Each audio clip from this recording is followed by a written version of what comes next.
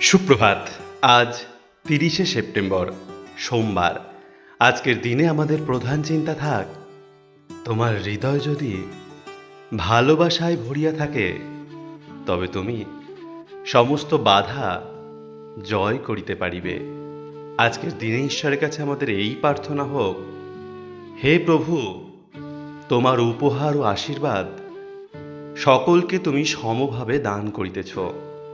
আমার হৃদয়ের দুয়ার খুলিয়া দাও, যেন আমি তোমার সেই দান পূর্ণভাবে গ্রহণ করিতে পারি। নিঃস্বার্থ ভালোবাসার প্লাবনে তুমি আমার সমগ্র সত্তাকে প্লাবিত করো, যেন আমি স্বেচ্ছায় নিজেকে জনসেবায় নিয়োজিত করিতে পারি এবং আমি যেন অদম্য সাহসের সঙ্গে সকল কষ্ট ও জটিল সমস্যার সম্মুখীন হই।